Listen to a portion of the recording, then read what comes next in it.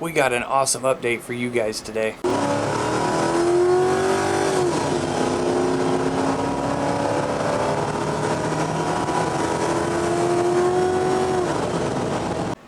How's it going, guys? Corey the Random Guy here with you today.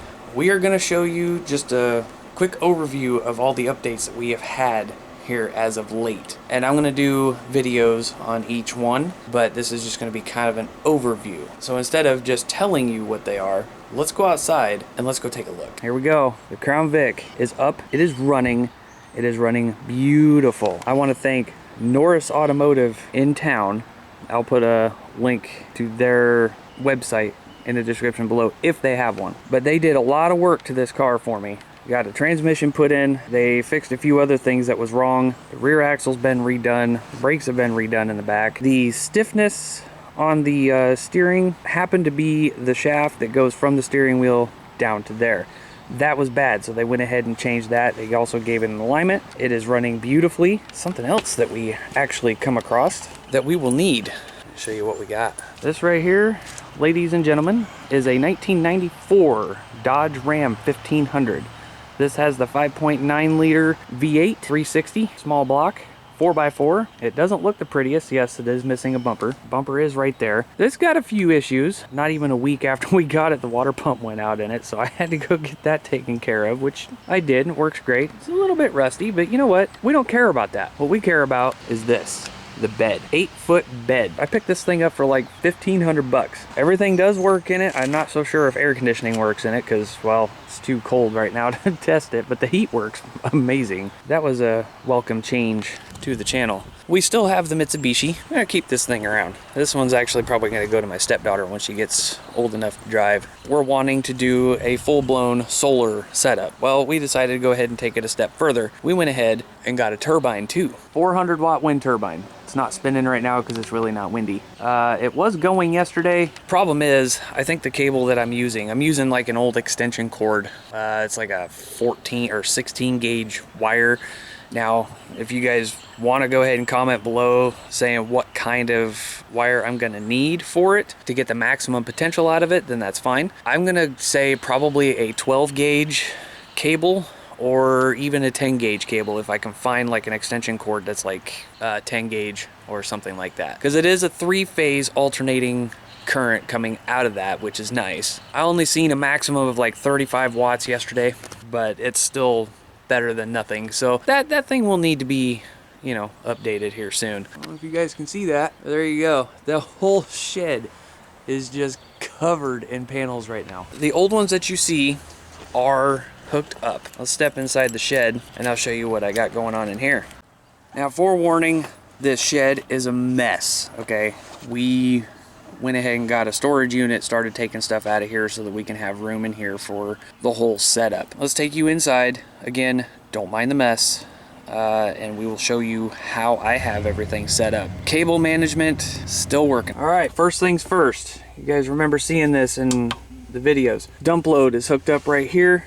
I have the hybrid charge controller. Wind turbine is hooked up to that. The 4 panels that I have up there that are old and beat up, those are hooked up to this. Now, this is an MPPT wind PWM solar. So right now, I'm only getting, it's a cloudy day, I'm getting 20 watts, which is actually pretty impressive. So PWM solar, not a bad deal. I was getting almost 300 watts out of it yesterday, which was pretty impressive for beat up solar panels. So this thing is working awesome. It's doing exactly what it's supposed to do. You guys see, there's no wind today. At least not right now. We're supposed to have like 20 to 30 mile an hour sustained winds and 50 mile an hour gusts today. So we'll see how this thing actually holds up. Hopefully it will recognize the fact that, oh, winds are getting too high, let's apply the brakes, blah, blah, blah, blah, blah. Okay, hopefully. And then hopefully this dump load will do what it's supposed to do as well. Next up, yes, I know, cable management. I know some of you guys are typing right now and be like, oh my God, cable management. I've got it. You guys remember that big old inverter? Right now, I'm running a light in here. That has been running since yesterday. I have not unplugged this or shut this thing down since yesterday, since I got everything hooked up. Which is actually kind of a good thing, because it'll keep somewhat of a small load on the batteries as they're not being used, which is fine.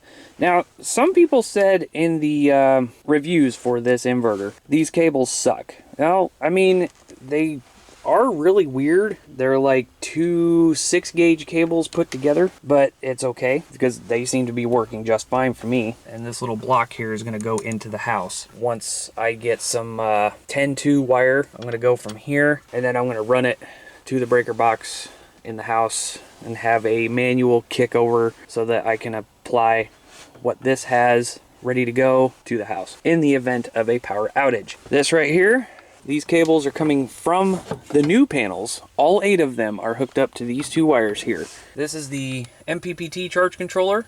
Right now it is pulling in 55.5 watts, which is pretty impressive, and it actually gives you the panel voltage, the amperage coming in, and the battery voltage currently. This has been set up since yesterday. This is running on the new 8 panels.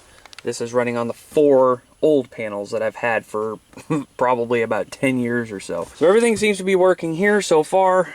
This seems to be working pretty good. Right now it's only pulling in 23, which is okay. It's PWM, so it's not gonna pull as much as what this would. Plus, there's 4 more panels brand new on this one versus this one. So you guys can definitely tell the difference between the new and the old. But I figured, you know what, since this thing can handle 600 watts worth of solar, I have 400 watts worth of old panels up there. I might as well go ahead and just use both sides of this. Now down here, I made a mistake. I thought I had Group 24 batteries, and that's what I bought. I bought 4 brand new Group 24 lead acid deep cycle batteries, Marines, and I had Group 27s. Okay, so the difference between these, and this is all Walmart stuff here, the Group 27s are the older ones. So these 4 here are the Group 27s. These have supposedly 109 amp hours, and then the Group 24s have 101. We all know that these batteries, you cannot drain them past 50% or they will start getting damaged and lifespan of them starts going down. So I figure it's only got maybe 4 amp hour difference between the 27s and the 24s. That's good enough. That's, at least I think, is going to be within the margin of error. 4 amp hours difference. Okay, I may not get the extra 4 amp hours out of these because, you know, it's going to pull all the juice out of these smaller ones. And then once these are kind of down depleted, these are going to have a little extra juice, which is fine. It's only 4 amp hours. So we're doing good. Would I like to get Group 27s or bigger or better batteries for this whole setup? Yes, eventually I would love to. For now, running on the lead acids, they are the cheapest. If I had some, those golf cart batteries, those 6-volt golf cart batteries, I would put a whole bunch of them right here. Give me a hell of a lot more amp hours versus these, but these are going to work for now. So it looks like the sun's kind of peeking out a little bit, trying to anyway. It's like we've jumped up to 76.9, which is good. It's like the batteries jumped up to 12.8 according to this, 12.7. And then this, of course, is still only reading 12.6, 12.5. So there is a little bit of difference. This battery meter and this battery meter seems to be the closest. This one seems to be off just a little bit, but if you guys don't mind being off just a little bit, this controller seems to be working pretty good. Now, what I use for cables to go from the battery port down to the cables, and I did this on both, okay? Yeah, these are kind of crisscrossed. I need to move some stuff around. And yes, this is the wire that I have hooked up to the turbine. 16 gauge extension cord cable plugged into this thin little wire going into the turbine, which is reason why it is not doing what it's supposed to do. I need to update that, and I will. But what's really nice about this inverter, now this is something that was actually kind of highly concerning to me. The last inverter that I had in here, you guys remember, I don't know if I ever showcased that on this channel. The other inverter, that 400 watt modified sine inverter, that thing created a whole crap ton of noise on my radios. It just absolutely wiped them out, and it was just creating so much interference. This one, nothing. There is no interference coming from this one, which is nice. And this is, like I said, a pure sine wave inverter, which is really good. There you go, guys. This is the setup. Right now, it's kind of a wire jumble mess right now, but it is working. So I think we're good. And I'm going to keep this light on, like as I said before, just to kind of keep a small load on the batteries. Those cables that I showed you coming out of the controllers, I kind of jumped ahead on myself here, is none other than jumper cables. Go to Walmart, get yourself some 20-foot 4-gauge jumper cables. Get yourself some ends like these here, and then smash them on there. Then you can use that. You can actually use that cable to make your own cables, battery to battery to battery. Now, I do have some longer ones on here, and I do plan on making a bunch of color-coded cables to go from battery to battery to battery to battery. Give it a lot shorter run, other stuff like that to make it even more efficient. Efficiency is key when it comes to off-grid stuff like this. What I plan on doing is making a manual kickover. Okay, if in the event of a power loss, I plan on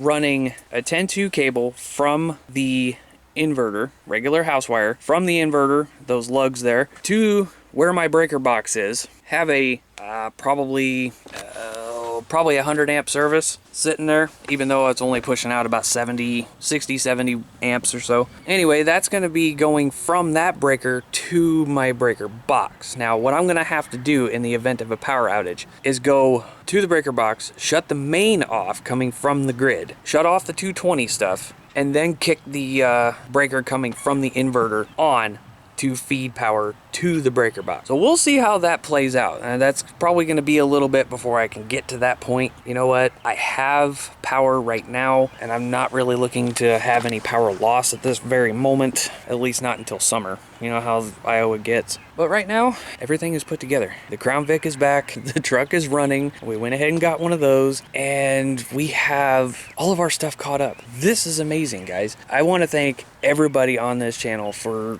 you know, keeping us in your guys' prayers, if you guys believe in that sort of thing. And if you don't, you know, keeping us in your thoughts, you know, and you know, hoping that everything gets put together. And I want to thank every one of you for thinking that way for us. So next is getting the 102-inch whip hooked up on the Crown Vic, getting an Anytone 778 put in so that I can have a radio in there as well, and have an AM or FM or both.